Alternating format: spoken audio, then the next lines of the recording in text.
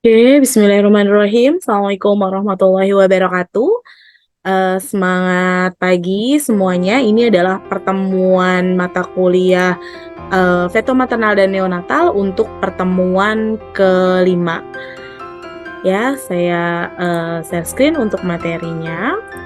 Materi kelima ini adalah tentang adaptasi fisiologis dan juga psikologis pada masa nifas dan juga menyusui. Ya, materi yang akan dibahas untuk pertemuan ini, submaterinya adalah tentang perubahan anatomi dan fisiologi masa nifas, adaptasi perubahan psikologi masa nifas, psikososial dan budaya yang mempengaruhi masa nifas, postpartum plus dan juga deteksi dini postpartum, kesedihan dan duka cita, kesiapan menjadi orang tua, dan juga kebutuhan fisik masa nifas. Ya, seperti yang kita sudah ketahui, masa nifas adalah masa pemulihan kembali setelah masa persalinan sampai alat-alat kandungan kembali seperti sebelum hamil. Lama masa nifas adalah 6 sampai dengan 8 minggu. Masa nifas sendiri atau kita sebut dengan puerperium, di mana masanya setelah kelahiran plasenta dan berakhir ketika alat-alat kandungan kembali seperti sebelum hamil. Nah, jadi kira-kira masa nifas itu sekitar 6 minggu ya, 6 sampai 8 minggu. Nah, kita membagi 3 masa nifas. Yang pertama adalah puerperium dini, puerperium intermedial, dan juga remote puerperium. Untuk puerperium dini sendiri adalah kepulihan di mana ibu-ibu itu telah diperbolehkan sebenarnya ya untuk berdiri, berjalan gitu ya. Kalau dalam Islam itu sekitar 40 hari. Lalu kalau intermediate ya setelah 40 hari itu 6 sampai 8 minggu. Jadi sudah pulih nih ya sebenarnya secara fisik, tapi secara organ dalam atau kita sebutnya genetalia masih belum maksimal. Nah, untuk remote puerperium ini adalah waktu di mana diperlukan untuk pulih dan sehat sempurna seperti sedia kala. Jadi kalau dibilang masa untuk siap untuk hamil sebenarnya belum juga ya. Karena kan kita harus menjarakkan dari kehamilan sebelumnya ke kehamilan mendatang. Tapi pada masa remote puerperium ini, jika si ibu mengalami hal reproduksinya baik gitu ya, bisa jadi cepat hamil di masa remote puerperium ini. Ya, nah sebenarnya kalau untuk tujuan masa nifas itu apa sih gitu ya, kalau yang Bu Bidan biasa melakukan gitu ya atau memberikan asuhan, biasanya ibu-ibu bidan itu harus menjamin kesehatan ibu ya supaya pastinya melahirkan generasi yang sehat dengan menyiapkan juga tentang pemberian ASI eksklusif. Selanjutnya tujuan yang lain adalah untuk asuhan masa nifas atau pelayanan masa nifas itu adalah pengurangi angka kesakitan dan juga kematian ibu dan juga bayi baru lahir, serta menjamin tercapainya kualitas hidup gitu ya si anak-anak yang akan dilahirkan gitu, yang sudah dilahirkan, dan juga pastinya pemenuhan hak-hak reproduksi. Jadi pada masa puerperium intermedial sampai remote puerperium sudah harus memutuskan alat kontrasepsi apa yang bisa digunakan. Nah, untuk pelayanan masa nifas sendiri dibagi biasanya menjadi 3 untuk kunjungan ya maksudnya di sini, yaitu 1 kali pada 6 jam ya atau sampai 3 hari pasca persalinan. Biasanya Bu Bidan ada yang kunjungan rumah gitu ya, lalu 4 hari sampai dengan 28 hari, dan nanti 29 sampai dengan 42 hari gitu ya. Kalau dibilang layanan apa sudah pasti tahu lah ya. Kalau untuk layanan dari mulai pemeriksaan tekanan darah, TTV, respirasi, suhu, lalu melihat lokea, perdarahan, bagaimana jalan lahir atau jika ada ruptur, lalu payudara dan ASI eksklusif, pemberian kapsul vitamin A juga di situ ya, lalu pelayanan kontrasepsi, konseling nifas, atau kalau ada yang penanganan resiko tinggi juga pada saat nifas juga, dan juga ada pelayanan bayi baru lahir di situ ya.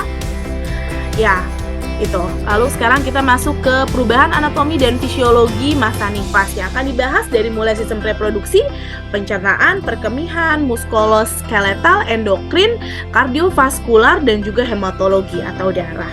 Oke. Ini yang pertama adalah terkait dengan sistem reproduksi ya.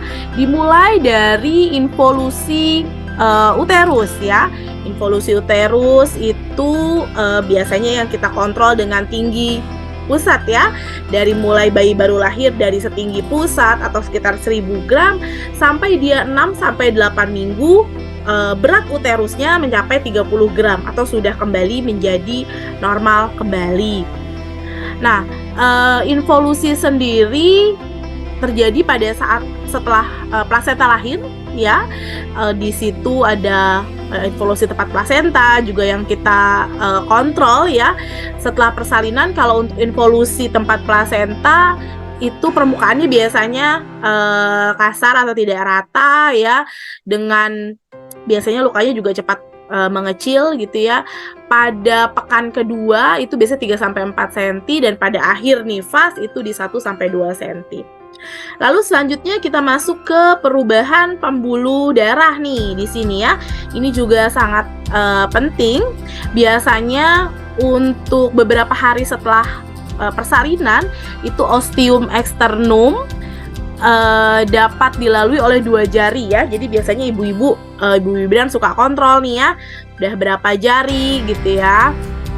Nah, pada perubahan pembuluh darah kita juga memastikan yang namanya adanya lokea ya, pengeluaran lokea dari mulai lokea rubra sampai di akhir nanti ada rubra, lalu setelah rubra ada sanguinolenta di hari ke-3 sampai ke-7, lalu nanti ada serosa di hari ke-7 sampai ke-14, lokea alba, dan sampai ke purulenta.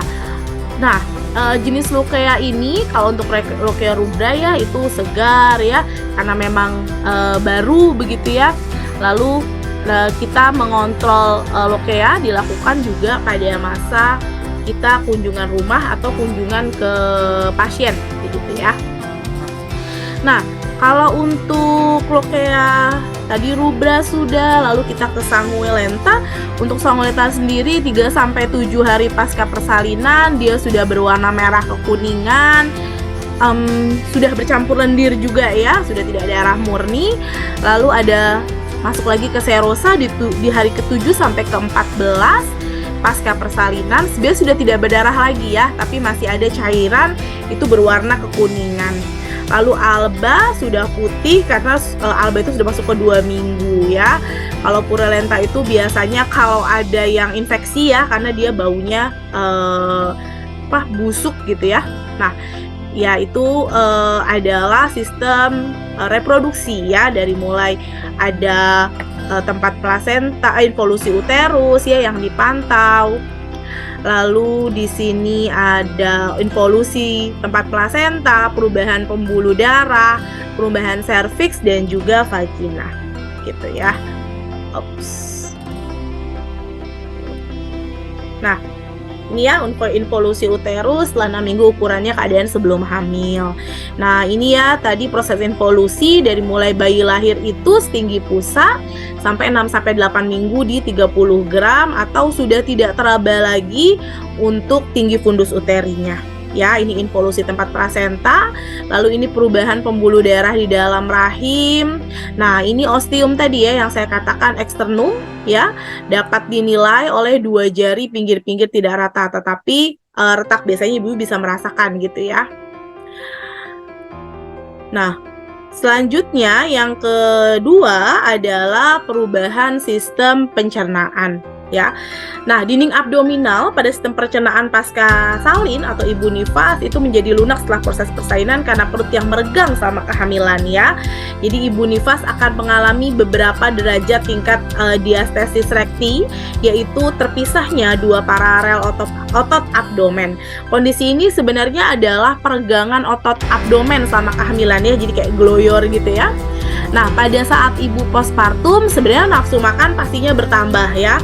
Tapi ibu juga bisa mengalami obstivasi karena pada waktu melahirkan alat pencernaan ada yang tertekan dan juga pengeluaran cairan lebih, apalagi pada ibu-ibu yang perdarahan gitu ya. Lalu hemoroid, nanti ada laserasi juga yang menyebabkan pengeluaran cairan itu jadi lebih banyak. Nah, selanjutnya ini adalah muskuloskeletal ya. Muskuloskeletal itu adalah biasanya otot-otot uterus itu berkontraksi setelah partus ya. Dia berkontraksi untuk pengembalian si rahimnya. Nah, pembuluh-pembuluh darah yang terdapat di antara anyaman-anyaman si otot uterus tadi, dia akan terjepit dan proses ini yang terjadi menghentikan laju perdarahan ya. Nah, biasanya pada wanita di hari pertama melahirkan abdomennya tuh nonjol ya, tapi nanti seiring dengan berjalan waktu dia juga akan mengecil. Nah, di sini ada gambar before pregnancy ya. Jadi bagian-bagian dari muscle-nya ini rapat gitu ya, ini di sini. Lalu pada saat dia after pregnancy dia agak meregang. Makanya kenapa senam nifas sangat dibutuhkan dalam kondisi ini. Oke. Selanjutnya di sini adalah sistem endokrin ya. Nah, sistem endokrin sendiri yang atau hormonal gitu ya, pastinya hormon plasenta itu yang menurun itu adalah HCG, tapi menetap sampai 10% dalam 3 jam hingga 7 hari. Jadi dia drop sampai 3-7 hari. Nah, pada hormon pituitary prolaktin itu meningkat ya karena persiapan untuk menyusui. Pada wanita tidak menyusui dalam kurun waktu 2 minggu ya, FSH dan LH itu meningkat pada minggu ketiga. Lamanya seorang wanita dapat mendapatkan menstruasi juga dapat dipengaruhi oleh faktor menyusui. Jadi kalau kita pakai metode amenorelaktasi yang tidak menyusui gitu ya, itu berpengaruh juga terhadap sistem reproduksi kita ya. Seringkali menstruasi pertama ini sebenarnya anovulasi gitu ya, tidak ada sel telurnya karena pada menstruasi pertama ini estrogen dan progesteronnya tinggi, tapi bisa juga tetap ada gitu ya, walaupun pada beberapa wanita ada yang anovulasi tapi yang subur sekali gitu ya, bahkan ada yang belum KB sudah melakukan hubungan gitu ya, jadinya tidak mens lagi, akhirnya sudah melahirkan anak kedua ya. Nah, sistem endokrin ini tadi ya yang dipengaruhi oleh FSH dan juga LH. Nah, untuk kardiovaskuler sendiri sebenarnya kita bisa memantaunya ya, perubahan tanda vital gitu ya pada ibu nifas yang kita pantau itu dari mulai suhu badan, nadi, dan tekanan darah. Untuk suhu badan sendiri dalam 24 jam postpartum diperhatikan deh, tekanan darah itu biasanya suhu badan itu biasanya akan meningkat gitu ya sampai di 38 derajat. Wah, ibunya demam, tapi sebenarnya belum tentu dia infeksi pasca partum ya. Nah, sebenarnya ini adalah sebagai akibat kehilangan cairan dan juga kelelahan pada saat proses persalinan. Kehilangan cairan, ibunya itu banyak kehilangan darah, lalu keringetan gitu ya pada saat mengejar. Nah, apabila dalam keadaan normal sebenarnya suhu tubuhnya tuh biasa saja. Nah, pada hari ketiga kalau misalkan dia ada pembengkakan payudara atau ASI gitu ya, dia biasanya juga akan meningkat juga. Itu untuk yang terkait dengan suhu badan. Kalau nadi sendiri kan normalnya 60-80 ya. Tapi denyut nadi setelah melahirkan biasanya masih deg-degan gitu ya, itu masih cenderung cepat. Toleransi sampai 100 kali per menit. Untuk tekanan darah sendiri biasanya itu tidak berubah sebenarnya ya. Kemungkinan tekanan darah justru lebih rendah ya karena plasentanya sudah keluar. Kalau pada pasien-pasien yang sebelumnya hipertensi dalam kehamilan, pada masa nifas dia tekanan darahnya seharusnya sudah mulai normal. begitu. Nah, jadi pada kardiovaskuler sendiri itu ada beberapa perubahan seperti kehilangan darah, ada curah jantung meningkat ya, atau perubahan hematologi tadi ya, banyak keluaran darah sehingga tadi ada tingginya suhu tubuh si ibu ya. Nah, selanjutnya adalah hematologi atau darah. Leukositosis yang meningkatkan jumlah sel darah putih hingga 15.000 selama proses persalinan tetap meningkat untuk hari pertama postpartum saja ya. Jumlah sel darah putih menjadi lebih meningkat di 25-30.000 tanpa mengalami patologis ya. Jadi kalau ada H2TL pasca persalinan ya kalau 20.000-30.000 masih aman. Meskipun demikian harus tetap dipantau. Kalau ditemukan nanti tetap suhunya tinggi gitu ya, tetap harus waspada. Nah, jika normal untuk hematologi kehilangan darah itu 500 mili pada persalinan vaginam ya, dan 1000 mili pada persalinan seksuosetaria. Untuk histerektomi di 1500 mili. Nah, total volume darah itu akan kembali setelah 3 minggu postpartum ya. Untuk jumlah hemoglobin juga akan yang tadinya drop ya, dia akan normal di 4-6 minggu postpartum. Jadi secara anatomis dan juga fisiologis sebenarnya si tubuh ibu pada masa nifas itu mengalami adaptasi gitu ya, baik sistem reproduksi tadi, perkemihan, muskuloskeletal, sistem endokrinnya, kardiovaskuler maupun hematologi gitu ya. Masya Allah ya, tubuh kita ini sudah mengembalikan dalam posisi yang sebelum melahirkan gitu ya, dalam waktu tertentu ya. Nah, ini selanjutnya adalah adaptasi perubahan psikologis pada masa nifas ya. Nah, seperti yang kita ketahui secara psikologis, ibu itu baru melahirkan, ibu yang setelah melahirkan mengalami perubahan emosi ya. Waktu kehamilan, persalinan, dan nifas dia punya emosi masing-masing ya. Ini adalah peristiwa transisi bagi seorang ibu yang memang misalkan stres gitu ya, menunggu persalinan, atau stres menghadapi proses persalinan yang pastinya berdampak pada si ibu. Yang secara psikologis, ibu yang baru melahirkan akan mengalami perubahan emosi masa nifas yang juga ditambah perannya sebagai ibu gitu ya. Nah, adaptasi postpartum ini sangat dibutuhkan sama ibunya, yaitu dukungan ya, dukungan dari lingkungan. Nah, sekarang manifestasinya banyak nih ya, ada yoga postpartum, ada kelas, jadi mulai dari ibu hamil sampai ibu nifas juga dipersiapkan gitu ya. Jadinya mudah-mudahan bisa lebih tough lagi nih si ibu ya. Nah, ini adalah 3 fase dari Reva Rubin, dari mulai taking in, taking hold, dan juga letting go yang dialami oleh ibu nifas. Taking in ini adalah proses perubahan psikologi yang membutuhkan perhatian ya. Jadi ibunya ini dalam 1-2 hari postpartum dia pasif, lelah, mudah tersinggung gitu ya. Sebenarnya kebutuhan istirahatnya meningkat ya, karena kan lelah setelah melahirkan. Biasanya pada fase ini ibunya nih cerita-cerita gitu ya, mengulang-ulang pengalaman dia pada saat dia waktu itu melahirkan. Diharapkan pada fase ini adalah dukungan dan rasa empati dari lingkungan sekitarnya.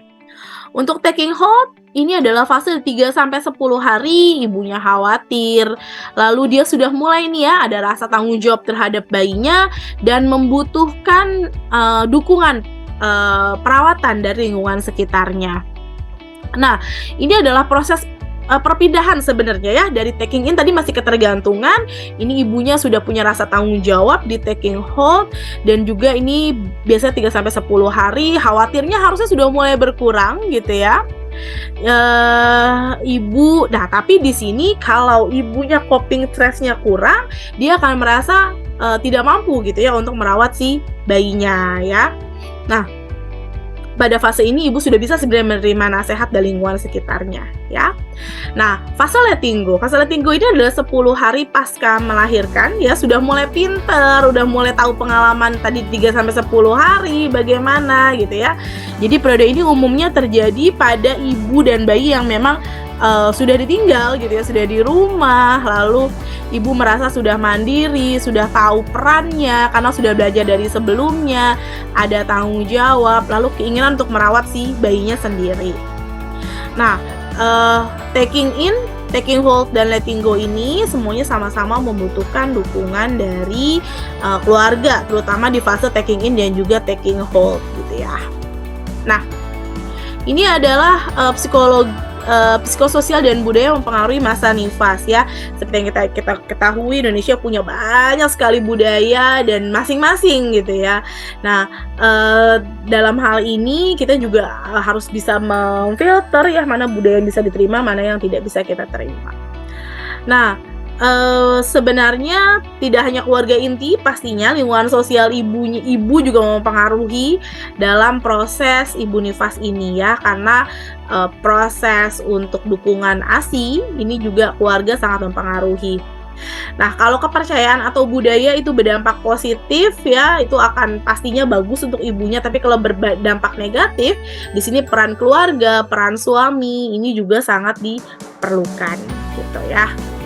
Nah, ini adalah ini saya ambil ya jurnal tentang hubungan budaya dengan proses penyembuhan sama masa nifas.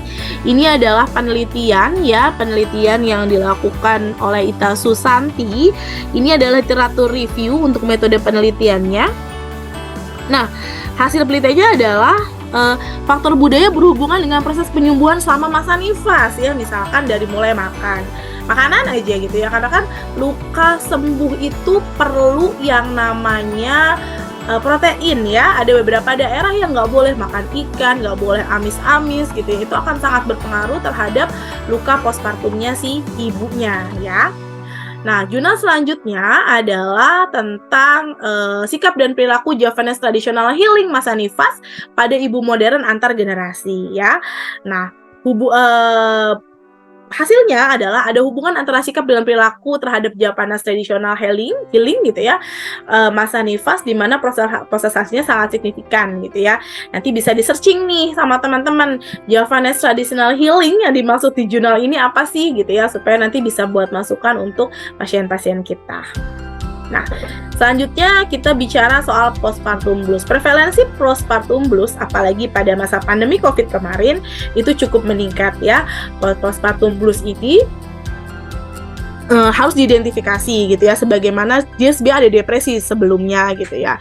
Perlu diketahui bahwa prevalensi depresi perinatal mayor itu adalah 10% dan minor itu 20-50%. Sedangkan sebanyak 85% itu tidak diketahui. Jadi tiba-tiba ibunya mengalami postpartum blues aja tanpa ada gejala-gejala yang sebelumnya. Nah, apa aja sih ada gejala ya nih?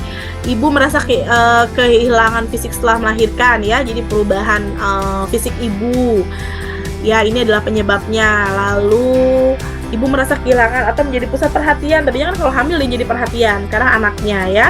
Emosi yang labil, ketidaknyamanan fisik, atau ibu terpisah dari bayinya ya. Jadi kenapa harus rawat gabung? Salah satunya adalah untuk mencegah postpartum blues. Sering terjadi pada rumah sakit yang kaku atau tidak fleksibel ya.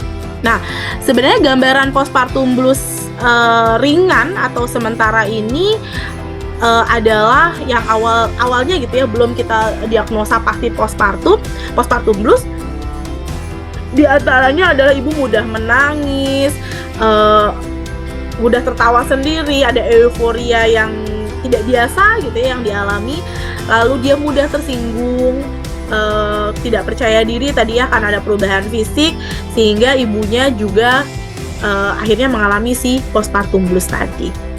Nah, ini adalah gejala-gejala postpartum blues ya, dari mulai tadi ya sedih tanpa alasan, enggan merawat dan berinteraksi dengan bayi, kurang mau merawat diri, hilangnya minat, selalu ada khawatir gitu ya, khawatir terhadap sesuatu yang sebenarnya tidak perlu dikhawatirkan. Gelisah, kurang tidur, sulit konsentrasi, perasaan bersalah, dan juga ingin menyakiti diri sendiri. Ya, depresi pasca melahirkan itu penyebabnya apa? Bisa karena faktor hormonal, psikologis, dan juga masalah sosial. Nah, masalah sosial ini banyak ya terjadi ya, seperti yang membuat stres gitu ya. Ada konflik antar keluarga atau ada kematian pada saat ibunya mengalami fase nifas, itu juga penting. Dan kita jangan lupa ya, sebagai bidan tidak boleh yang namanya judging mom gitu ya. Ibu kok anaknya kurus amat gitu ya, ini dikasih minum nggak sih, kenapa nggak dikasih ASI dan lain sebagainya, itu namanya judging mom.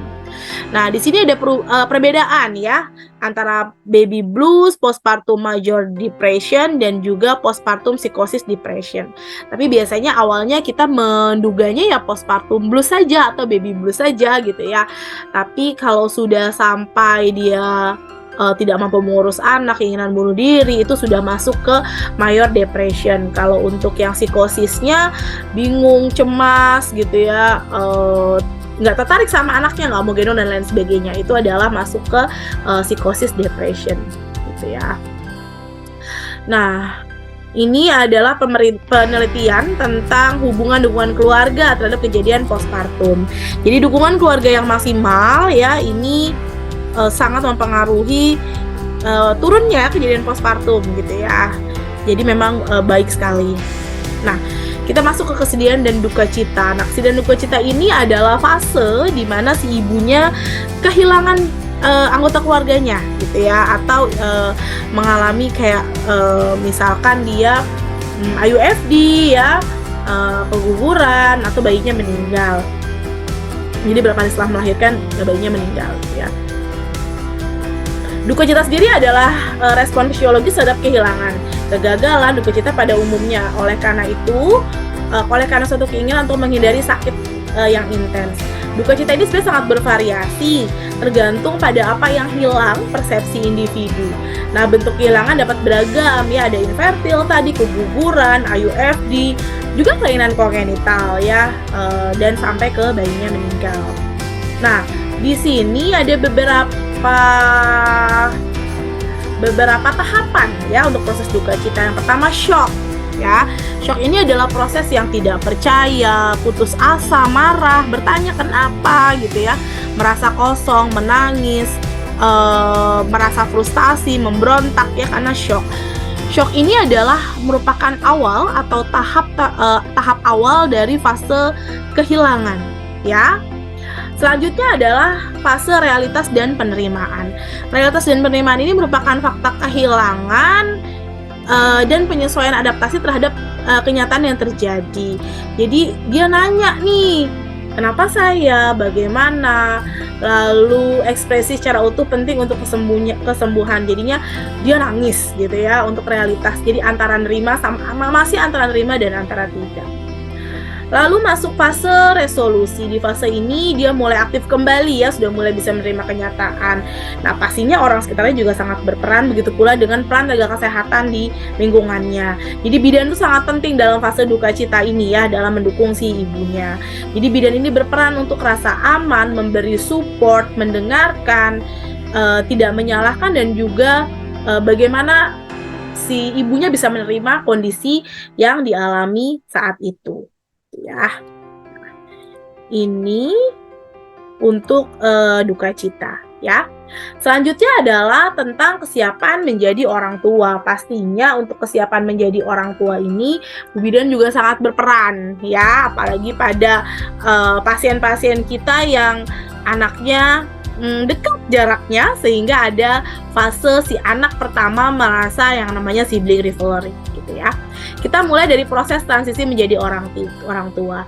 Jadi kehamilan dan transisi menjadi orang tua itu adalah proses adaptasi yang penting. Transisi itu merupakan periode perubahan gaya hidup dari satu tahap ke tahap lainnya. Nah, wanita itu ya banyak lah ya perubahan yang terjadi.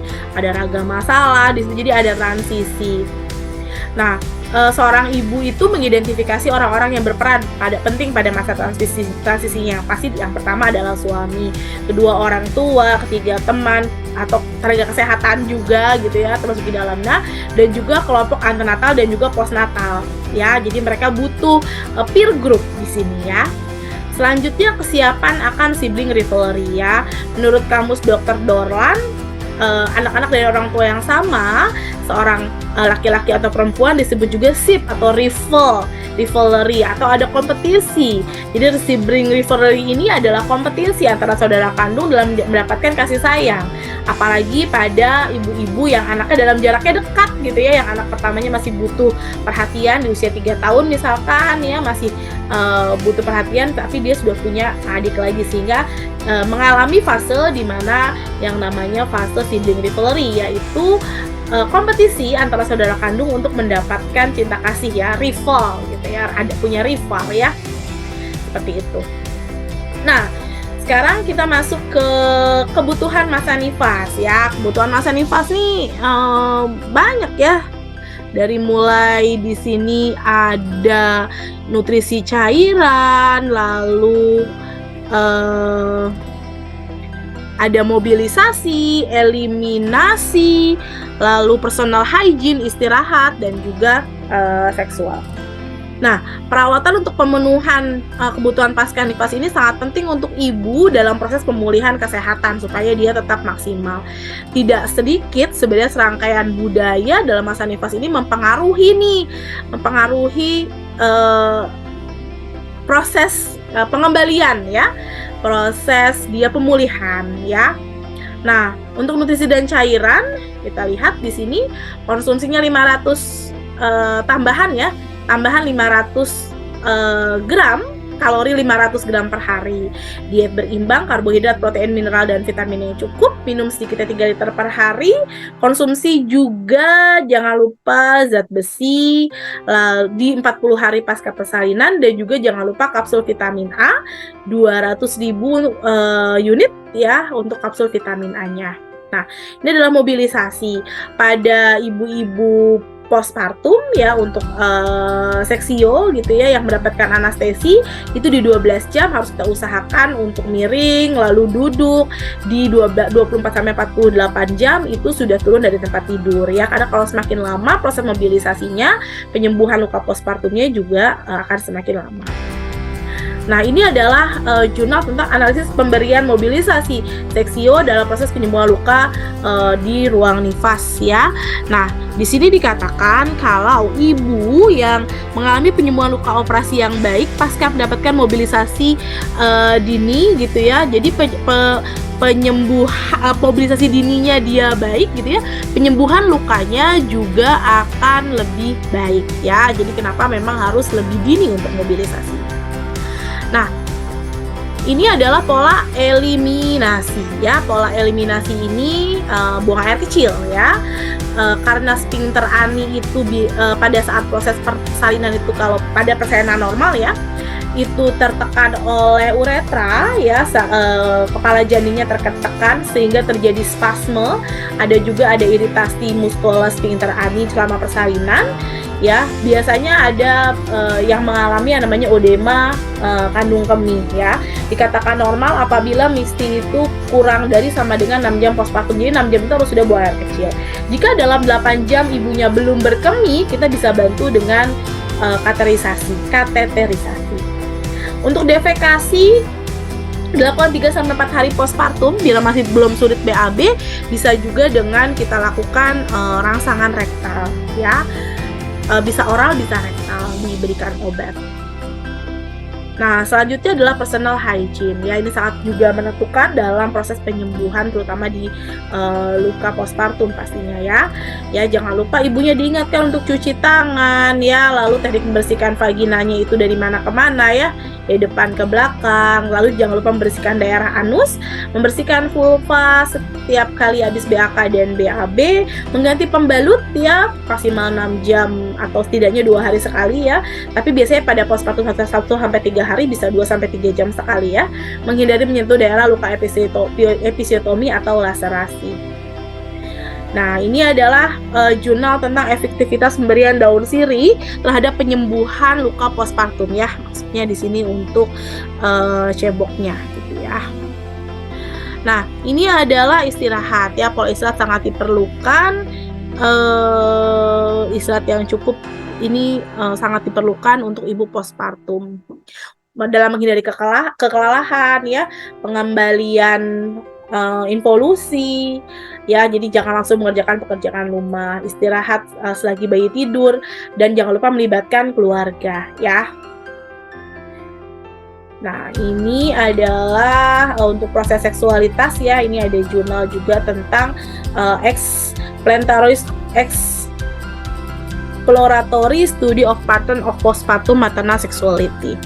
Jadi secara fisik itu amannya kapan ya, hubungan suami istri itu setelah darah merahnya berhenti dan dapat masukkan 2 jari ke dalam vagina tanpa nyeri ya.